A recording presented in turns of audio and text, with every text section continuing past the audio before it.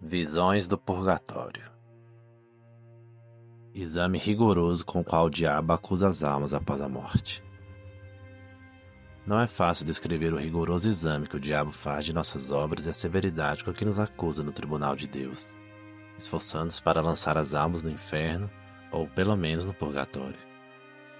A descrição autêntica de um desses julgamentos nos encheria de terror, e talvez por isso o Senhor tenha permitido que tivéssemos apenas a certeza geral de que esse julgamento é extremamente rigoroso. Com luzes vasculharei todos os cantos da sua alma. Temos relatos que ilustram essa realidade. Vejamos um exemplo deixado por Santo Anselmo. Entre os seus monges havia um chamado Osberno, a quem o santo amava como a um filho. De fato, ele o era no espírito, pois de um monge negligente, Osberno se transformou em alguém bastante disciplinado e até mesmo exemplar. Santo Anselmo sentia um prazer extraordinário em vê-lo progredir em direção a Deus com tanta rapidez, enquanto antes, no passado, avançava na direção oposta. Contudo, aprove ao Senhor cortar o fio de sua vida ainda nos melhores anos. O santo, aflito por perceber que o jovem não havia tido mais tempo para se dedicar à penitência, implorou a Osberno antes de sua morte que, caso fosse da vontade de Deus, revelasse a ele seu destino após partir deste mundo. Osberno prometeu e logo depois entregou seu espírito. Os monges entoaram o ofício dos mortos pelo irmão falecido, enquanto Anselmo, rezando em um lugar isolado e com grande fervor pelo descanso de seu filho espiritual, acabou surpreendido pelo sono e adormeceu. Foi assim que o Senhor dispôs para atender ao seu desejo, pois ele viu em sonho algumas figuras entrarem e tomarem seus lugares na cela do falecido. A vestimenta e a postura majestosa delas as tornava extremamente respeitáveis. Eram os juízes que iriam julgar o caso do falecido. Santo Anselmo estava muito ansioso, e eis que surge Osberno, com a aparência de alguém que acabara de passar por um grande susto.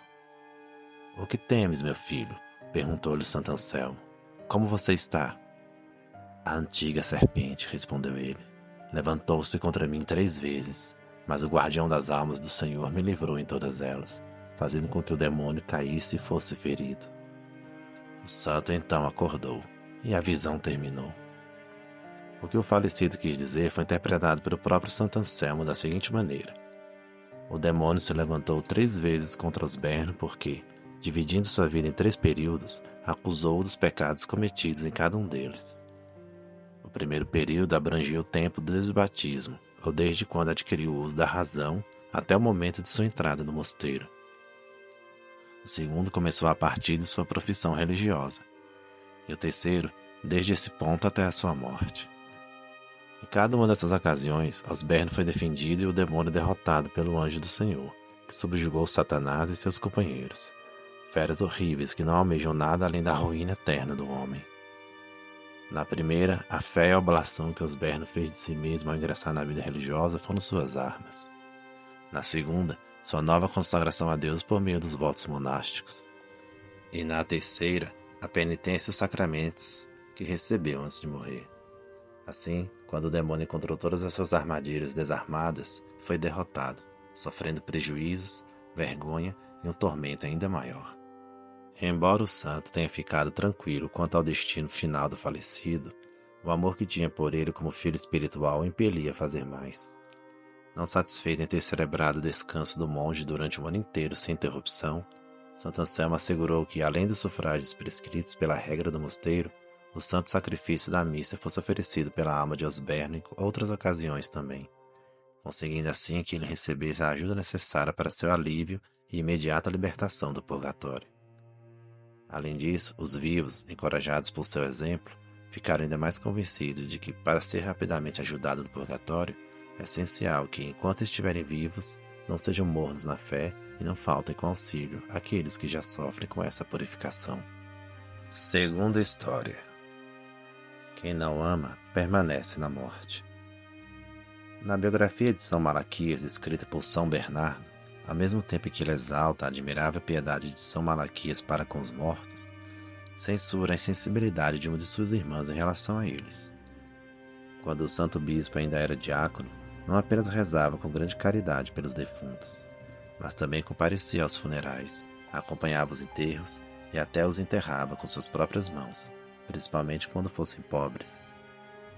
Essas ações eram extremamente agradáveis a Deus, pois obras que manifestam humanidade e humildade cristã possuem um valor especial. No entanto, o que tanto agradava a Deus e se assemelhava ao exemplo do novo Tobias, desagradava profundamente a uma de suas irmãs, de quem o santo teve de suportar o mau humor e até mesmo duras críticas, assim como Tobias do Antigo Testamento sofreu com a própria esposa. "Ah, como você é tolo", disse ela, "e como se comporta de maneira vulgar. Essa ocupação condiz com a sua posição? Não tem vergonha, sendo um cavalheiro, de acompanhar publicamente os mortos e ainda por cima sujar a nobreza do palácio de nosso pai com o cheiro de cemitérios. E pior ainda, das sepulturas? Deixe que os mortos enterrem seus mortos, como diz o Evangelho, e trate de se comportar de uma maneira que não nos cause vergonha."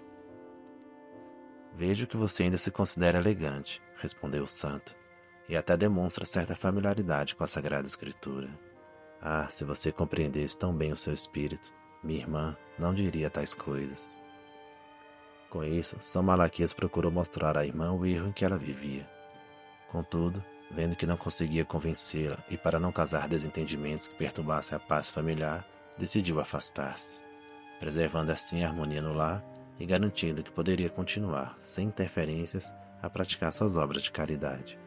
O Senhor, no entanto, que não era cego nem surdo, foi rápido em punir a imprudência da irmã, pois se ela não se considerava obrigada a demonstrar a mesma caridade que o irmão, deveria ao menos ter o respeito necessário pela virtude dele. Como consequência, o fio de seus dias foi interrompido, e ela foi condenada a um purgatório prolongado. Assim que o santo soube da morte da irmã, começou a rezar sinceramente ao Senhor por seu repouso, recomendando-a fervorosamente à sua misericórdia em suas orações particulares, e especialmente no santo sacrifício da missa. Irônica e tragicamente, aquela que em vida se sentia aliviada com a ausência do irmão por alimentar uma vaidade tola, após a morte, não conseguia mais se separar dele, aparecendo frequentemente e sempre para implorar sua intercessão e misericórdia. Certa noite, enquanto o santo dormia, ele teve um sonho no qual recebeu uma mensagem urgente, informando que sua irmã estava do lado de fora do pátio da igreja, lamentando não ter tomado nenhum alimento durante 30 dias. Assim que Malaquias despertou, compreendeu de imediato o tipo de necessidade que sua irmã estava sofrendo, especialmente porque, ao se fazer seus cálculos, percebeu que haviam se passado exatamente 30 dias desde que rezara a última missa por ela. Dada a caridade do santo, podemos acreditar, sem receio de errar, que esse esquecimento foi uma permissão divina, como a punição pelas faltas que sua irmã cometeu. O santo e caridoso irmão retomou os sufrágios que havia interrompido. Após celebrar a primeira missa, teve uma nova visão, no qual viu sua irmã muito triste à porta da igreja, sem conseguir ultrapassar a soleira, apesar de seus esforços.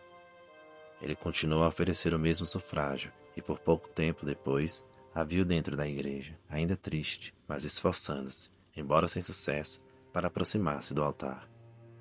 Finalmente, teve a consoladora visão de sua irmã alcançando o altar, agora radiante e gloriosa, acompanhada por um número considerável de almas igualmente gloriosas que, juntamente com ela, obtiveram o fim de seus sofrimentos. Esse relato nos mostra a grande eficácia do santo sacrifício da missa para aliviar as almas do purgatório. Esse sacramento é verdadeiramente poderoso para consumir os pecados, vencer os inimigos espirituais e trazer os tesouros do céu para a terra, diz São Malaquias. Falemos agora sobre o prêmio que São Malaquias recebeu por sua distinta caridade para com os mortos. Certo dia, o santo convocou seus discípulos para uma conferência espiritual, durante a qual o tema da morte foi abordado. Ele pediu que cada um dissesse quando e onde desejava morrer. Após todos terem expressado suas preferências, São Malaquias declarou que gostaria de morrer em Claraval, para expirar entre aqueles santos religiosos. Quanto ao dia, disse que preferiria que fosse na data que a igreja celebra a comemoração dos fiéis defuntos, para assim participar dos sufrágios oferecidos pelas almas. Não sabemos se isso foi a manifestação de um simples desejo ou de uma profecia. No entanto, se foi o primeiro, nada poderia ter sido mais perfeitamente realizado. E se foi o segundo, não faltou sequer um tio do que havia predito. Pois ao visitar o sumo pontífice Eugênio III, São Malaquias adoeceu gravemente em Claraval, e exclamando: Este é o meu descanso para todo sempre. Escolhi aqui para morar. Ele expirou serenamente na madrugada do dia de finados.